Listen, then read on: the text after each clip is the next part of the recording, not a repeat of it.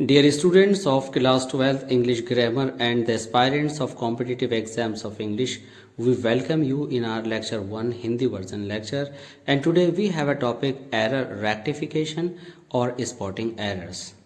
UP board class 12 के examination में error rectification आती है स्पॉटिंग एरर की प्लेस पर। स्टूडेंट्स, स्पॉटिंग एरर और एरर रेक्टिफिकेशन में डिफरेंस क्या है?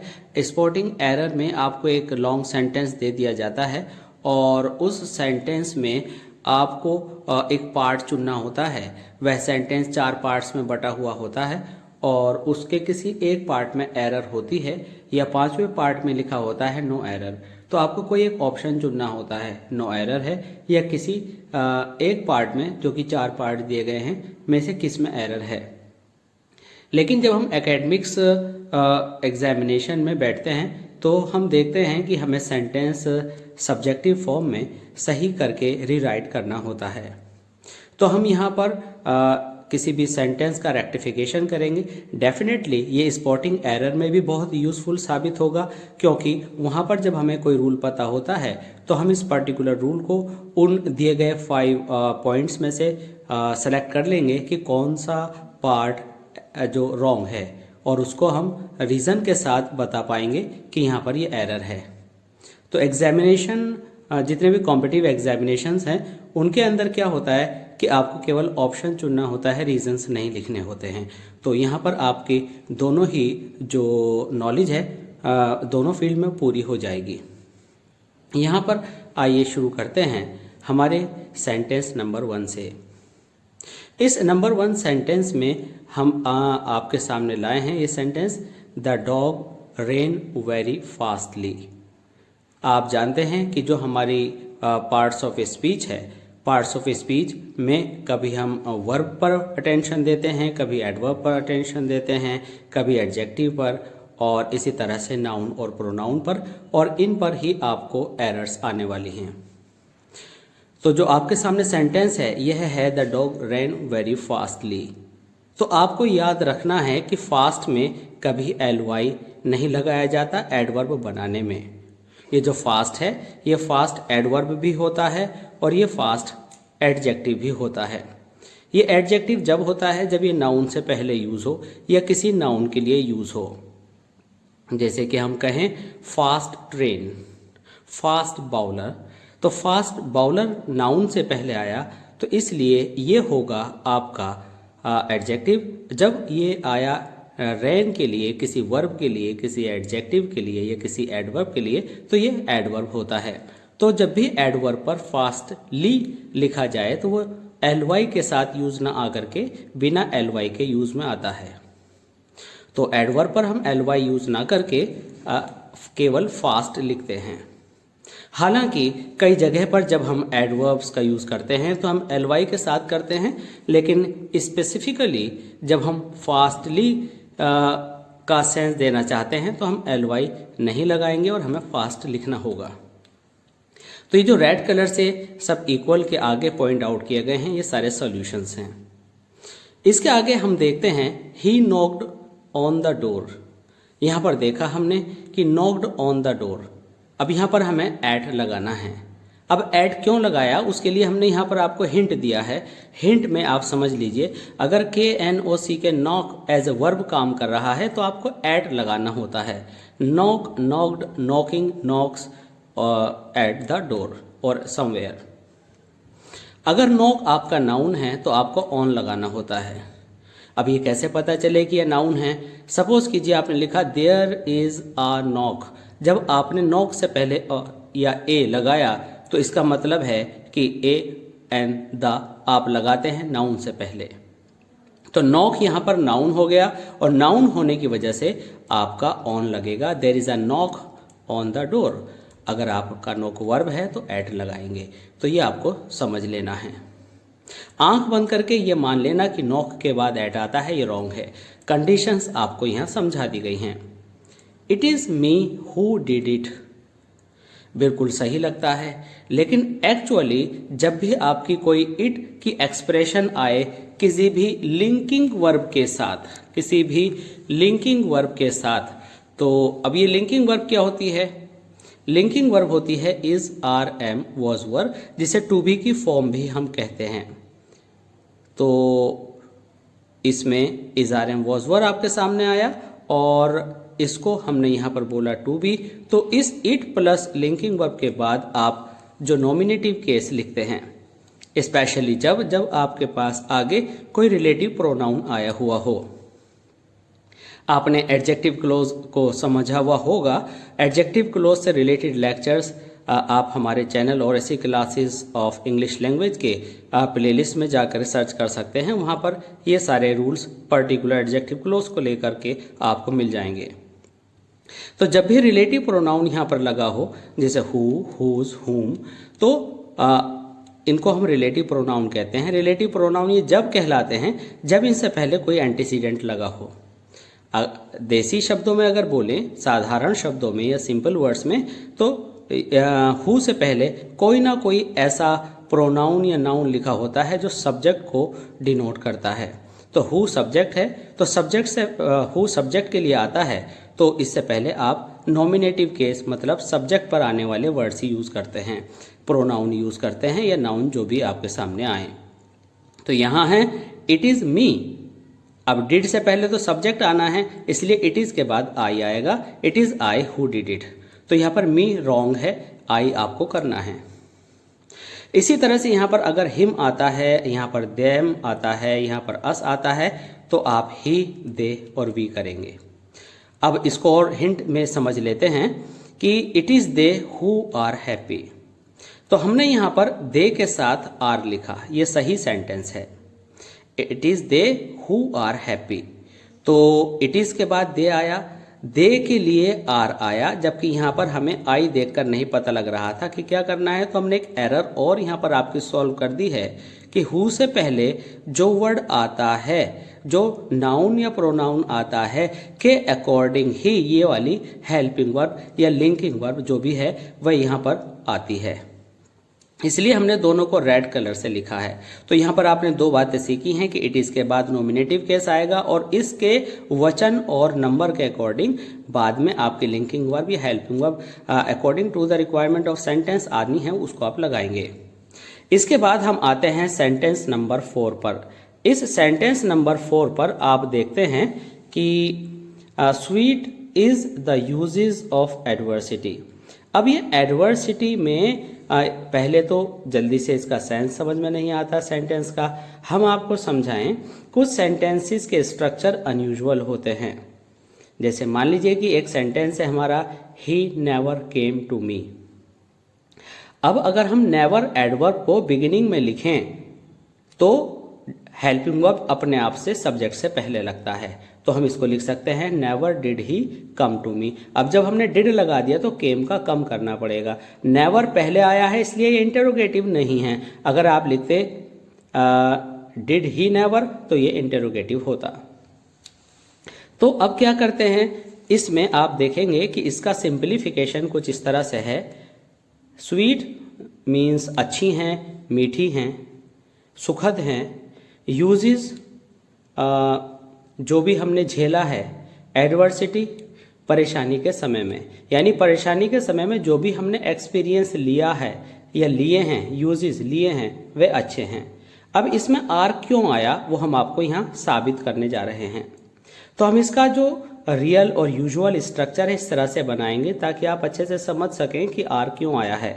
The uses of adversity are sweet, यानी एडवर्सिटी मीन्स मुसीबत के समय के जो एक्सपीरियंसेस हैं वह स्वीट होते हैं, वह बहुत कुछ सिखाते हैं। तो ये जो है आर आया है ये यूजेस के लिए आया है, लेकिन इसका एक स्ट्रक्चर प्रोवर्बियल स्टाइल में स्वीट पहले आता है। तो ये जो इज है ये यूजेस के लिए आर के रूप में लगेगा। इसलिए अब आप ये याद रख लें कि इस पर्टिकुलर मोस्ट रिपीटेड सेंटेंस में आपने आर लगाना है अगर ये प्रोवर्बियल है। इन अदर वर्ड्स ये प्लूरल आएगा यूजेस के अकॉर्डिंग। ये यूजेस जो है ये प्रेजेंट इंडेफिनिट नहीं है। अगर ये प्रेजेंट इंडेफिनिट होता तो यहाँ इज नहीं होता। आगे हम चलते हैं सेंटेंस नंबर 5 में। सेंटेंस नंबर 5 में हमारा सेंटेंस है रिच प्रॉस्पर एंड पुअर सफर। अब ये जो रिच है ये एडजेक्टिव है और पुअर भी एडजेक्टिव है। या तो हम लिखते हैं rich people and poor people तो हमारा सेंटेंस सही हो जाता। प्रॉस्पर का मतलब प्रॉस्पर होते हैं प्रेजेंट इंडेफिनिट, एंड सफ़र का मतलब परेशान होते हैं प्रेजेंट इंडेफिनिट। ये प्रॉस्पर एडजेक्टिव नहीं है यहाँ पर। तो यहाँ पर हमारा जो एरर हमने फाइंड आउट किया, तो हमने फाइंड आउट किया कि यहाँ दा और दा लगेगा। अब यहाँ पर हमने दा और दा क्यों लगाया, यहाँ पर एक कंफ्यूजन आ रहा है कि हमने यहाँ पर जो है सेंटेंस के अंदर तो पुअर दिया है और यहाँ पर हमने रिच लिख दिया है। तो ये आपकी एक मिस्टेक यहाँ है, तो हमें यहाँ पर पुअर ही लिखना पड़ेगा, क्योंकि जैसी क्वेश्चन की डिमांड है उसी तरह से आपको यूज़ करना है। तो हमारा आया रिच पुअर एंड पुअर सफ़र। तो यहाँ दा क्यों लगा ये समझने की बात है। दा किस लिए लगा, अब आपके सामने एक यहाँ पर रूल है, और वह रूल क्या है, वह रूल है कि अगर कोई भी एडजेक्टिव सब्जेक्ट की जगह पर दिया गया है, तो आप अगर उस एडजेक्टिव से पहले दा एडिशनल लगा दें तो उस वाली क्वालिटी के सारे लोग बन जाएंगे। तो यहाँ पर रिच का मतलब था संपन्नता, मालदारी, धनवानपन रखना। तो इससे पहले अगर आपने द लगाया द रिच, तो उसका मतलब है सारे अमीर लोग। पुअर गरीब है, जैसे पुअर मैन, तो पुअर एडजेक्टिव है, पुअर से पहले अगर आप द लगा दें तो इसका मतलब हो जाएगा कि सारे गरीब लोग। तो ये हमने यहाँ हिंट में समझाया है, the plus adjective means plural noun और the plus wise means all wise people. तो इस वजह से यहाँ द लगेगा, यहाँ भी द लगेगा, तो इससे ये एडजेक्टिव नाउन में चेंज हो जाएगा और नाउन प्लूरल होगा, इसलिए यहाँ एस नहीं लगाया गया है। इसकी हिंदी है अमीर अमीर होते जाते हैं और पुअर परेशान होते रहते हैं। इसके बाद सेंटेंस नंबर 6 में हम देखेंगे, हमारे पास एक कंडीशनल सेंटेंस है और कंडीशनल सेंटेंस है हमारा फ्यूचर बेस्ड। तो हमने देखा कि इफ़ हमारी कंडीशनल जो क्लोज है उसमें हमने देखा कि if my father will approve I will go to Mumbai. अब यहाँ पर क्या करना है, I will go to Mumbai. तो यहाँ पर हम ये देख रहे हैं कि हमने यहाँ पर अप्रूव किया विल अप्रूव की जगह पर। तो ये मोस्ट रिपीटेड क्वेश्चन है एग्जामिनेशन, चाहे कॉम्पिटिटिव लेवल पर हो या एकेडमिक्स में हो। आपको हमेशा याद रखना है, जो कि हमने यहाँ हिंट में ये दिखाया है कि इफ़, अनलेस, अनटिल, टिल और व्हेन, ऐसे और भी हालांकि कंजंक्शंस हैं जिसमें आपका no sooner, as soon as भी शामिल हैं। उनके बाद हमेशा फ्यूचर इंडेफिनिट अच्छा लगता है हिंदी में और उसकी ट्रांसलेशन भी इंग्लिश में अच्छी लगती है, लेकिन उसे फ्यूचर इंडेफिनिट की जगह पर यहाँ आप देखेंगे यहाँ पर क्या लगा है, रॉन्ग लगा है। आप प्रेजेंट इंडेफिनिट में चेंज करते हैं। तो यहाँ पर आपने क्या देखा कि जब भी इफ, अनलेस, अनटिल या आपका व्हेन आ जाए तो आप क्या करते हैं, आप बाद में इसमें फ्यूचर इंडेफिनिट की जगह प्रेजेंट इंडेफिनिट का यूज़ करते हैं। तो ये जो यहाँ पर प्रेजेंट आपका इंडेफिनिट है ये बिल्कुल सही है, और प्रेजेंट इंडेफिनिट सही है और फ्यूचर इंडेफिनिट आपका रॉन्ग है। अब इसके बाद आपके पास है क्वेश्चन नंबर 7। क्वेश्चन नंबर 7 में क्वेश्चन नंबर 6 में एक बात और बता दें कि इसमें जो बाद में विल आया है, आई विल गो, तो ये जो आई विल गो है इसके बाद के विल पर कोई प्रभाव नहीं पड़ता है। ये केवल जो इफ के साथ विल आया है उसके लिए बात है। इसके बाद he is one of those boys who knows everything. तो यहाँ पर जो हमारी एरर है, हमने एरर में किया है सॉल्यूशन में कि जो बॉयज है वो प्लूरल है, तो नोज का नो करना है।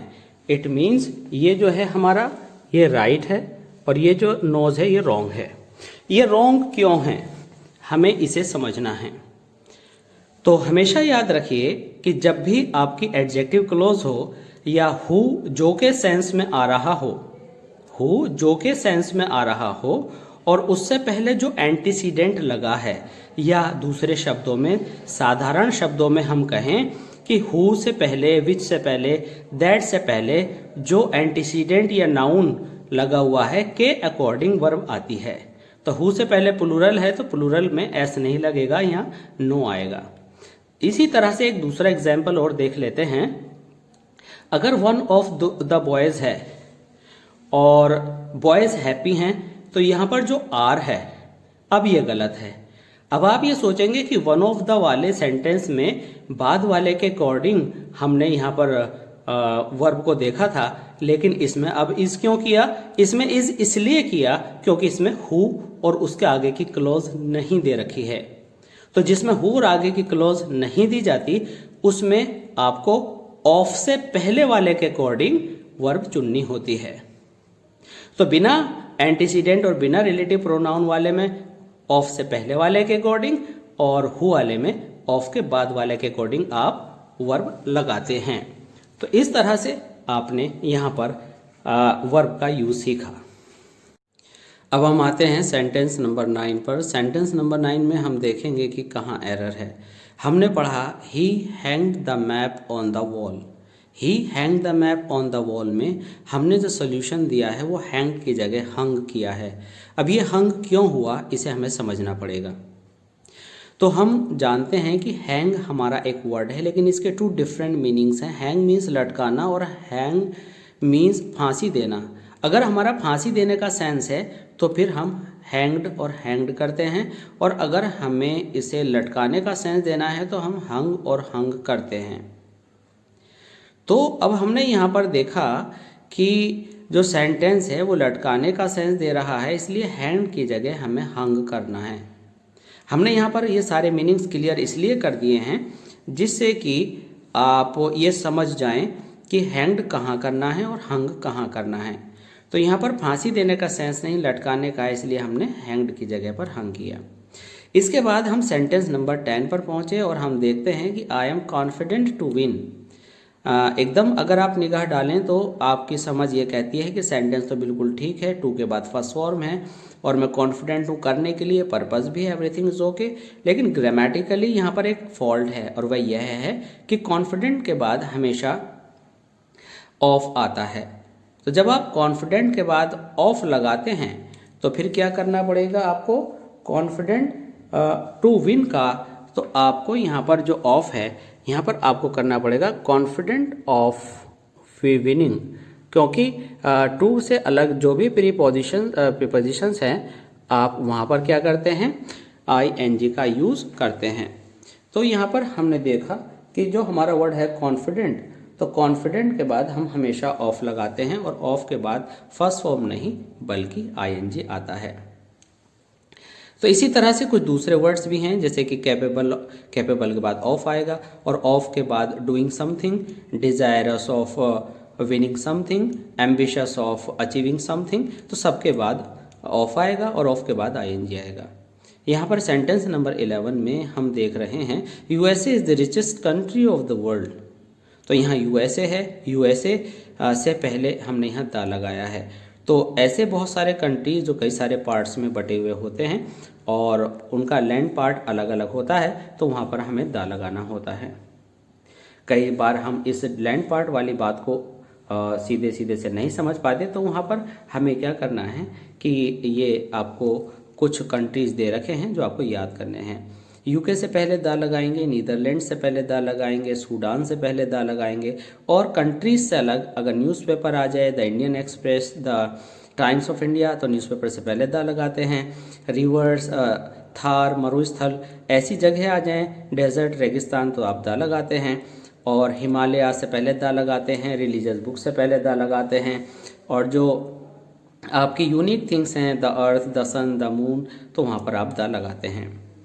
तो आपने देखा कि वे कंट्रीज़ जैसे कि भारत हुआ तो हम दा नहीं लगाते क्योंकि भारत पूरा वन पीस में है। तो और वैसे भी हम ये जानते हैं कि दा जो है प्रॉपर नाउन से पहले नहीं लगाया जाता, लेकिन वे कंट्रीज़ जिनके जो भू के भाग हैं वो कई जगह बटे हों तो वहाँ दा लगाते हैं। तो यहाँ पर हमने देखा कि हमें कहाँ कहाँ दा लगाना है। The school was closed since Sunday. अब यहाँ पर सिंस के बाद जब भी टाइम आ जाए, फॉर के बाद जब भी टाइम आ जाए, तो आपका ये सेंटेंस का फर्स्ट पार्ट परफेक्ट में होगा। ये perfect, present, past, future sentence के सेंस के अकॉर्डिंग आपको सेट करना होगा। और ये present perfect continuous, past perfect continuous and future perfect continuous भी हो सकता है। तो कहने का मीनिंग यह है कि ये प्रेजेंट परफेक्ट कंटिन्यूअस या present perfect future perfect continuous या future perfect, past perfect continuous या पास्ट परफेक्ट हो सकते हैं।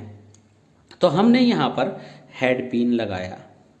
अगर ये वर्ब होती तो हम देखिए ये हेल्पिंग वर्ब है, तो हेल्पिंग वर्ब में क्या हुआ, हैड लगाया, हैड क्लोज, चूंकि ये पैसिव वॉइस है तो हैड का passive voice had been closed हो जाएगा। अगर मान लीजिए ये सेंटेंस होता I am sad since morning, तो आई एम सैड, यहाँ सैड है यहाँ एम है, तो एम का हैव बीन हो जाता, क्योंकि जो इज है वो बी मीन्स होना होता है और is are am was verb को हम हैड बीन में बदल देते हैं। तो यहाँ पर आपने देखा कई बार हमें एरर इधर से देते हैं, तो यहाँ पर हमें सिंस फॉर बदलना पड़ता है। तो इस तरह से आपने देखा कि सिंस को देख करके परफेक्ट में जाना है, परफेक्ट को देख करके सिंस लगाना या फॉर लगाना होता है, इसका आप ध्यान रखेंगे। ही रोड अ बेस्ट बुक, तो यहाँ पर आप देख रहे हैं कि बेस्ट वर्ड जो है, ये जो बेस्ट वर्ड है, इस बेस्ट वर्ड से पहले ए लगा है, ये सुपरलेटिव डिग्री है, सुपरलेटिव डिग्री से पहले आप द लगाते हैं। तो ही रोड द बेस्ट बुक, इसलिए ए हटेगा और द लगेगा। तो ए के प्लेस पर आपने क्या करना है, द लगाना है। तो यहाँ पर ए जो है आपका, ए आपका रॉन्ग है और जो द है वो आपके यहाँ पर यूज़ किया जाना है। यहाँ पर इसके बाद हमने पाया कि दे लव्ड ईच अदर। अब यहाँ पर जो एरर का सल्यूशन दिया गया वो है वन अनदर। तो अब इसको हिंट में समझते हैं कि ऐसा क्यों हुआ। जब दो पर्सन होते हैं, दो लोग होते हैं और उनका पारस्परिक व्यवहार आपस में जो होता है वह ईच अदर होता है, और एक से ज़्यादा जब लोग होते हैं मोर देन टू, तो वहाँ पर वन अनदर होता है, इसलिए दे। हालांकि यहाँ पर थोड़ा सा कन्फ्यूज़न क्रिएट हो सकता है कि सर दे भी तो दो लोग हो सकते हैं, बिल्कुल सही है। तो दे को हम बोथ द पर्सन्स कुछ ऐसा करके इंडिकेट कर सकते थे, और अगर हम और इसको ध्यान से देखें तो दे हो सकता है कि दो ही लोग हों। फिर भी आप इसको समझ लीजिए कि अगर हम यहाँ पर दे को तीन लोग मानते हैं तो आप जो है वन अनदर लगाएंगे। अगर दे दो लोगों के लिए है तो आप क्या करेंगे, ईच अदर लगाएंगे। अब ये कैसे पता चले कि ये दे तीन लोग हैं या दो लोग, तो आपको एडिशनल सेंटेंस कॉम्पिटिटिव एग्जामिनेशन में दिया गया होता है, उससे पता लगता है दे दो के लिए है या तीन के लिए है। बट यहाँ पर आप ये माने कि दे दो लोगों के लिए, ये बहुत सारे हैं इसलिए हमने वन अनदर लगाया है। अगर दो होते तो बोथ द पर्सन्स करके कुछ ऐसा लिखा जाता। इसके बाद हमारे पास सेंटेंस है और वो सेंटेंस है he told me that he will go. ये सेंटेंस नाउन क्लोज पर आधारित है। ये डायरेक्ट और इनडायरेक्ट नरेशन से भी थोड़ा बहुत मिलता जुलता है। हालांकि नाउन क्लोज और उसकी वाइड फॉर्म अगर हम डायरेक्ट इनडायरेक्ट को दोनों को कंपेयर करें तो बहुत सारी चीज़ों में हम अंतर देखते हैं। लेकिन फ़िलहाल आप इतना समझ लीजिए कि कोई भी जो दैट क्लोज है, जहाँ पर आप दैट का यूज़ करते हैं और इस दैट के बाद आने वाली जो क्लोज है उसका टेंस दैट से पहले वाली आने वाली क्लोज के अकॉर्डिंग बदलता है। अगर आपका ये टोल्ड वाला पार्ट, सेड वाला पार्ट स्पीकर और लिसनर ही बोलने वाला है, मी सुनने वाला है, तो स्पीकर और लिसनर वाला पार्ट अगर पास्ट में है तो दैट के बाद वाले पार्ट का जो टेंस दिया गया है उसे उसी स्टाइल के पास्ट में बदल देते हैं। उसी स्टाइल मतलब अगर ये फ्यूचर है, विल है तो वुड हो जाएगा, शैल है तो शुड हो जाएगा, कैन है तो कुड हो जाएगा, इज वॉज में बदल जाएगा, हैज़ हैड में बदल जाएगा। अगर ये प्रेजेंट या फ्यूचर है, दैट से पहला प्रिंसिपल क्लोज वाला पार्ट तो अंदर जैसा होता है वैसा सही मान लिया जाता है। अब यहाँ पास्ट है तो विल का वुड करेंगे। इसके बाद sentence number 16, don't hanker for money. तो हमेशा आप ये याद रख कर चलें, हैंकर के बाद आफ्टर आता है, ये आपको याद रखना है, इसका कोई रीज़न क्लियर नहीं है। Hanker after money, hanker after का मतलब है पैसे के पीछे भागना।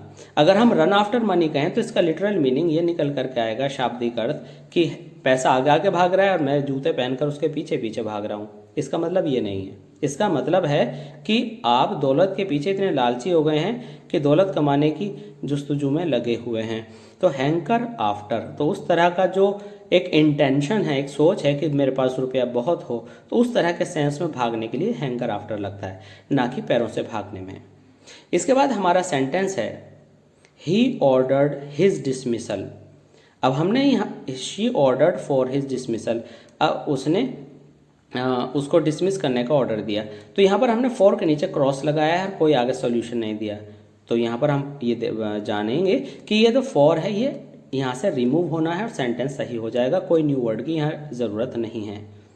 तो फॉर के लिए आप याद रखिए ऑर्डर्ड के बाद जिस चीज़ के लिए आप ऑर्डर्ड दे रहे हैं फॉर या प्रीपोजिशन नहीं लगाया जाता है। शी ऑर्डर्ड और डायरेक्ट उसका ऑब्जेक्ट, किसी प्रीपोजिशन की ज़रूरत नहीं है। तो आपका आंसर होगा शी ऑर्डर्ड हिज डिसमिसल। इसके बाद द फूड टेस्ट स्वीटली। तो हम आपको बता दें ये जो वर्ब टेस्ट्स है ये आपकी स्टेटिव वर्ब है। स्टेटिव वर्ब्स वो वर्ब्स होती हैं जो आपके एक तरह से लिंकिंग वर्ब का काम करती हैं। लिंकिंग वर्ब का मतलब होता है होना, और होना इज RM, ये वॉज वर्ब होता है। तो द फूड टेस्ट स्वीटली, तो यहाँ जो टेस्ट वर्ड है इस टेस्ट वर्ड को आप इज RM मान लीजिए। तो फूड स्वीट है ना कि टेस्ट स्वीटली कर रहा है, तो ये स्वीटली एडवर्ब है, जबकि विशेषता फूड की है तो फूड स्वीट होगा। स्वीट एडजेक्टिव है और एडजेक्टिव में LY नहीं लगाते। तो ऐसी कुछ दूसरी वर्ब्स हैं, अगर आप इतनी डिटेल्स नहीं समझ पा रहे हैं तो ये याद रख लीजिए टेस्ट, लुक, फील और साउंड के बाद आप हमेशा एडजेक्टिव का यूज़ करते हैं। जब ये वर्ड्स वर्ब पर आएँ तो आप एडजेक्टिव का यूज़ करते हैं, बिना LY के आप LY नहीं लगाते हैं। तो आपने आज के इस लेक्चर में बहुत सारे एरर्स को सीखा जो कि प्रीवियस ईयर क्वेश्चंस हैं, और इसी तरह के लेक्चर्स को आप देखते रहिए और इसके लिए सब्सक्राइब कीजिए हमारे चैनल औरसी क्लासेस ऑफ इंग्लिश लैंग्वेज को। और अगर हमारे लेक्चर्स पसंद आएँ तो प्लीज़ लाइक शेयर ज़रूर कीजिएगा। इस वीडियो को बनाने में बीच में किसी तरह का कोई अतिरिक्त समय नहीं लिया गया है, पूरी कोशिश की गई है कि आपके समय का सदुपयोग हो। तो प्लीज़ हमारे चैनल को सब्सक्राइब ज़रूर कीजिए ताकि आपकी इंग्लिश इम्प्रूवमेंट में हम एक अहम भूमिका निभा सकें। धन्यवाद।